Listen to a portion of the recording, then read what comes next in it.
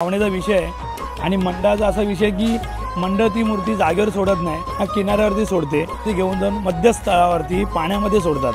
तसं लालबागचा राजा मध्यस्थळावरती विसर्जन होतो, तसं ही खेतवाडीची आई पण तलावावरती मध्यस्थळावरती जाते।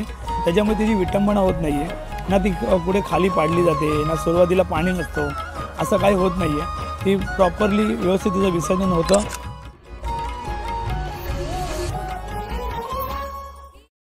हा विषय असा नसतो, प्रत्येकाला वाटतो की आपला गणपती लालबागचा राजासारखा विसर्जन व्हावा, समुद्राच्या किनाऱ्याच्या मधोमध विसर्जन व्हावा, पण हे इम्पॉसिबल आहे।